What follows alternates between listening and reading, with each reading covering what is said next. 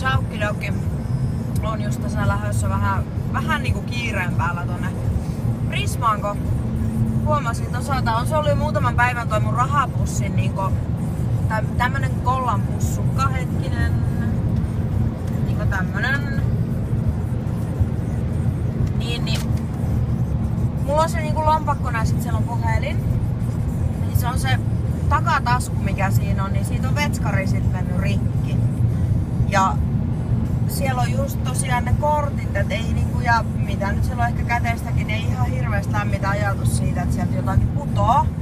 Se vetskari niinku on sillä rikki, että se ei mene kiinni, vaikka repis kumpaankin suuntaan. Ja mä oon yrittänyt sitä kiskoa sinne päähän ja kaikkea mahdollista, mutta ei se enää mene kiinni. Et pakko käydä ostaa nyt sitten uusi. Sitten mä menen samalla, vien pakettiautomaatille yhden paketin.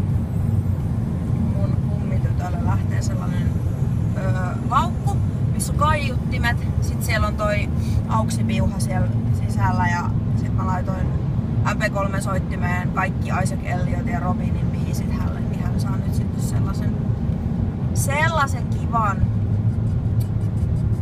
Ja sit kiireellä sen takia, kun mulla on kaveripariskunta just tässä tulos käymään kahvilla, niin täytyy nyt sit ihan niinku paahtaa täpöllä, että he ei joudu ihan hirveän kauan aikaa odottaa.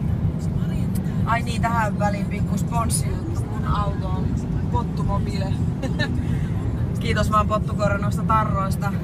Mä laitoin yhden tohon. En vielä tiedä sitten, että liimaanko mä mun prätkäkypärän yhden tollasen.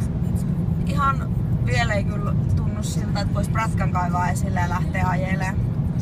Kun on tämmönen, mitäs toi näyttää? 4 näyttää niinku automittari. Tietenkin se on pukeutumiskysymys, mutta kun täällä on paikka vähän liukasta pikkuteillä, niin ei niinku silleen ihan hirveästi kyllä niinku houkuta. Toi nosti kättä sen takia, kun mä vilkautin sille pitkiä, että laita valot päälle. Oi vitsi sentä. Mä oon vähän tämmönen teidän ritari. Mut joo, hei, pidemmittä löpinöitä, niin saavun pian Prismalle tai pian, jotka kaupunkia tuntee, niin tietävät kuinka pian. Ja katsotaan, toivottavasti mä löydän jonkun tollasen uuden pussukan sitten jostain. Mutta eipä muuta. Oikein hyvää maanantaipäivää ja alkavaa viikkoa kaikille keleistä huolimatta. Kertokaa toki mulle, jos jossain päin Suomeen paistaa. Ja kattokaa mikä auto! Miksi mulle ei ole tollasta? Oh my god. No niin, moi moi!